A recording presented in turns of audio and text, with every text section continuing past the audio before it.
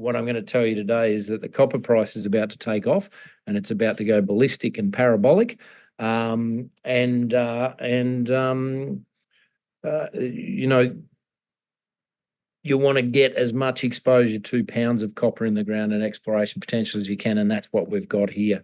A little bit more about copper. You know, one of the important things is that when you make a discovery, it still matters, and we saw that in a company that came out of my office here, Hercules Silver, big on the TSX-V.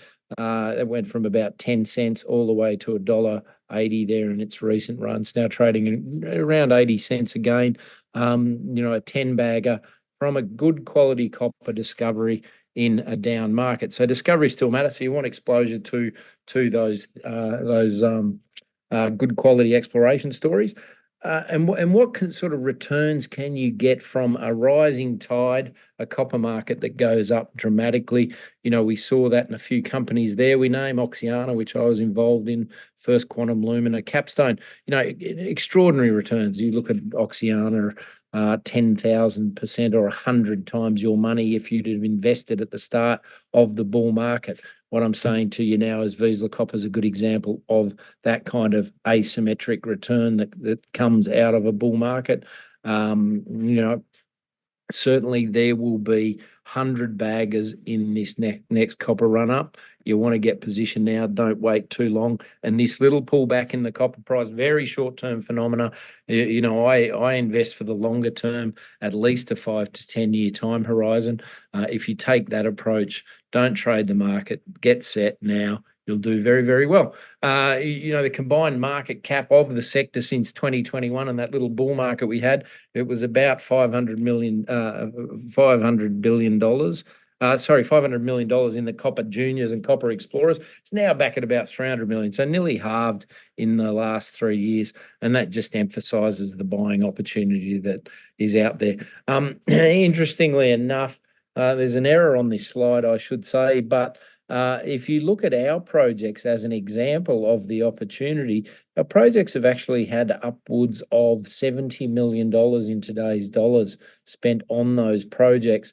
We've bought them for about $12.6 million in total consideration, and for that we get 4 billion pounds of copper in the ground, 1.7 million ounces of gold, and a huge amount of exploration upside. So, you know, there are still bargains around. They won't last long. So if you like the copper thesis, you can build a basket of copper juniors.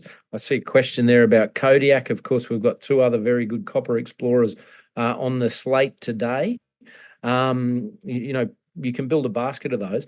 What I tend to do is identify companies with a resource base already in place that gives you leverage, strong leverage to a rising copper price.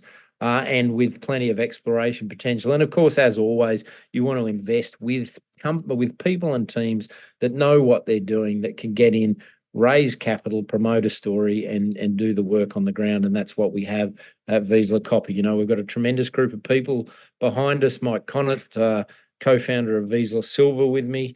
You know, Vizsla Silver, I think, is going to be one of the great stories of the next 5 years. Certainly been a success for us. We started that company at about a 5 cent or $2 million market capitalization 5 years ago. It's now a $600 or $700 million company, and we'll be building one of the best silver and biggest silver mines in the world. Simon Smirlek, importantly, has joined us here at Inventor Capital and both Vizsla Silver and Vizsla Copper. Simon's got probably the biggest track record of mine building experience anywhere globally in the last 20 years. Simon's led teams to build, as COO of Asenco Engineering, teams to build well over 50 mines, major mines around the world, including the last two major copper mines that were commissioned down in Peru and Chile. Steve Blower, our VP of Exploration, may not need much introduction to any of you, but Steve's been one of the most successful uranium explorers, but has a long history of BC porphyry copper experience, having been the chief geologist at Huckleberry Mine, which is just down the road from our projects. Very quickly, and I'm not going to have much time to talk about these things, but we're seeing a huge amount of influx from the majors back into Canada and British Columbia, and all of that investment on that page there is extraordinary. And I can tell you more and more majors are starting to talk to us and other companies in the district. What do you get for the $16 million valuation, the very cheap entry price into our company? Well, as I say, we've got 4 major projects. Woodjam is the most prominent, where we've got 1.7 billion pounds of copper proven up already, and nearly 1 million ounces of gold. We announced the acquisition of Universal Copper a couple of months ago. We completed that transaction a month ago for the princely sum of $2.5 million worth of stock in our company. We're acquired another 2 billion pounds of copper in the ground and 750,000 ounces of gold. I've just been to that project, and I'll come to that very quickly before I run out of time. On our Woodjam project, if I were to say the criticism we get on this project is that people say, okay, like a lot of British Columbian porphyries, this is a little bit low grade at 0.5% copper equivalent. We think a much higher copper price that's coming, and I'm on record as saying that we'll see $20 or $30 per pound of copper. Just to put that in context before I get off that, the market, of course, Cobre Panama coming offline, Chen, took 400,000 tonnes of copper out of the market, and that was enough to increase the price by 50%. By the back end of this decade, we're going to see a shortfall of about 6 to 7 million tonnes from the market. That has the potential to drive the copper price up to $20 or $30 a pound. So don't worry too much about lower grades, but I can tell you we have higher grade targets and higher grade drill holes in this area, and we'll be testing some of those in the summer. We just raised $5 million. We've raised over the past 3 months a bit over $6 million. So we're well funded to do this work, and we're right next door to the Mount Polly mine, only 10 kilometres away from the property. So a great place to explore. I won't get into details. Certainly people can go to www.vizslacopper.ca and check out these details, but I draw your attention to some of the higher grade drill hits that we've had on the property over time. I think the best of which was 110 metres at about 2.7% copper equivalent. So there's high grade on this project. Redgold sits right next door to Mount Polly, copper and gold oozing out of the ground there. We've got a huge number of targets, and I mentioned the Poplar project, which we just acquired. I'm very, very excited about this. I spent last week in the field. We acquired Universal Copper, which had this project, a very, very big property in proven porphyry terrain. We're south of the main highway there at Houston in central British Columbia. Huge number of porphyries. Surge Copper is a company that I've been heavily involved with and am a major shareholder and been on the board there. They have the Berg and Berget properties and the Utsa and Ox and Seal porphyries just south of our property here. So what we have here is a proven porphyry terrain. It's really seen no exploration or not much in the past 20 or 30 years. Utah Copper came onto the property in the 70s, immediately discovered an outcropping porphyry copper system called the Poplar deposit. They then spent a huge amount of money back in those days drilling that deposit out, and that gives us that fantastic big resource base that very much underpins the value of this project. Certainly it's worth a lot more than the 2.5 million worth of stock that we paid for it. So it was a real bargain for us. As I say, I just got back from the field, and I'm very excited by what I saw in that time at our Copper Pond area to the south of the property in this zone here. We saw a huge amount of alteration sitting on a big structure, and in fact, actually walked across some ground and found a porphyry rocks full of sulfide that have undocumented and never been drilled. So, and then over in the eastern part of the area, we found another outcropping porphyry, again, never drilled. So, and in my career, I've been doing this for 25 years, as I say. I lived in northern Chile when I worked for Rio Tinto back in 2003-4. I think in that time, Rio Tinto had sort of stumbled across one porphyry copper outcropping out of the ground. Here in 2 days, we found 2 outcropping porphyry copper systems or porphyry systems that are untested yet. So we're looking forward to getting in and drilling those with the money that we've just raised. I think it's an extraordinarily prospective part of the world and something that we're looking forward to. As I say, shares outstanding. We've got 181 million outstanding now. We just did a financing that was heavily oversubscribed. We went out to get $3 million to fund our summer program and came away with $5.3 million. So people are starting to cotton on. And if you're looking for value, we're trading at 9 cents a share, or about a 16 or 17 million market cap today. Well-funded, well-run company. It's an extraordinary bargain, I think. And as the copper price moves up and we continue our good exploration work, we're set for a re-rating. So that's really it. Chen, I see there's probably a few more questions coming through. And a little bit about our exploration plan. So we're working on that at the moment. We want to kick off drilling late June. We'll be drilling in and around some of those high-grade hits that we've had there at Woodjam, and also looking to do some drilling at our Redgold project. And we'll work out what to do at Poplar as we go over the next few months, but there is a chance that we'll be doing some drilling there. So really high impact exploration in what should be an excellent copper market for the next few years.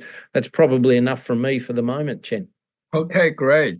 So I know. So you're answering some of the questions. One of the questions from audience: what is summer exploration focus for you? Yeah, very much. Really, we want to get in and do some drilling. I guess we were pleasantly surprised by the amount of capital that we got thrown at us in this financing. So there are some. I mentioned that 110 meters at 2.7% copper equivalent from the Megabuck and Deerhorn area. That hasn't been closed off at depth. So we want to get in and drill under that. And I think we're a good chance of getting good results out of that zone. Mount Polly have been putting out some pretty spectacular drill results, 100 meters plus at north of 1% copper in recent times. That Redgold property sits 10 kilometers to the south of those drill holes. We know there's some metal on the ground there. We really want to get in and test that. We also, someone's mentioned or asked a question about Kodiak Copper.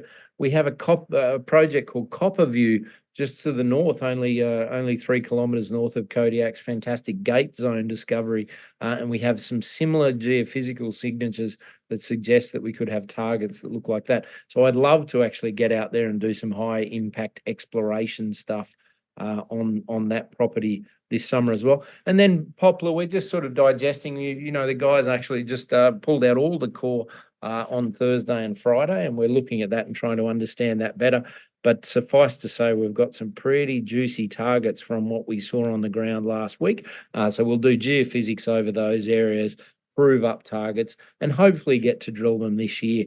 But I'm very excited. It's very, very rare in a geologist's life that you find an undocumented outcropping porphyry system on the ground, and that's what we've done there. So I'm excited for that, Chen. Well, great, Craig. Look like you're going to have a very exciting summer coming. So can you just remind us what the scale of yours, how much pound of copper just in current resource? I mean, I know you're going to explore and expand. How many billions of pounds of copper equivalent you have, copper and gold, I mean? Yeah, what I like about this and why we got into it, Chen, certainly I'd like to build up a pipeline of projects. What we're trying to do here, I've built a number of copper companies over the year, but none of those have become producers.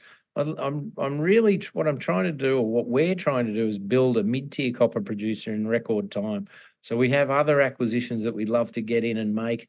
We've got a great pipeline of projects there. I think that there will be some prizes from the Poplar project in particular, where the mineralization actually outcrops, so low strip ratio mining type scenarios. So I think we'll have a mining project there when we get going in the not too distant future. But at the moment we've got 4 billion pounds of copper and nearly 2 million ounces of gold. So you've got really strong exposure to all of that metal in the ground at a very low entry price, with a huge amount of exploration upside, and a team that's determined to get in and find and acquire other projects and get on to building a company. And you don't need to look too far to find great examples of what you can do in the space. If you look at Capstone, Hudbay, and particularly Ivanhoe, building a serious copper producer can deliver extraordinary shareholder returns. Absolutely. I was involved in Capstone in last cycle early, and that's how many, 5, 10 bagger, I don't quite remember. Also Hudbay. And now this cycle also got involved in hot base, so it's a small world. And there is also a little miner called Tasico. I was involved in last cycle as well. So yeah, those I know how much leverage they have, and then they can extraordinary profit can be achieved for copper miner. Yeah, absolutely. So there's another question coming out. What's the size of the price? They're looking at, I know you're looking at 200 meter of, you had 200 meter, 2% or something, a very high grade. So what kind of price you're looking for the summer drilling? Very quickly, we only have a minute left. Look, I'd love to see, firstly, from the Woodjam property, some more high grade hits and really testing those higher grade zones at depth. That means that we will be drilling through areas where we know there is high grade mineralization. If you look, I think you've got American Eagle on this presentation. Those guys have had some really, really juicy drill hits and their share prices performed accordingly. We'd like to replicate some of that success. We do want to get in, test some of those excellent red gold targets we've got, and then perhaps get down to Copperview and do some high impact exploration work down there as well. We'll be judicious with our spend. Of course, you've got to be very careful in these sorts of tricky markets, not just to blow all your cash at once. And we won't be doing that. But we'll be getting in and doing some high impact exploration work, which includes drilling. And I think, we're only about 10 days away from the start of the first of our drill program. So look out for news on that front, and lots of news to come over the next couple of months as we look at all of that data from Poplar and figure out more about the project. And now that we've got boots on the ground as well.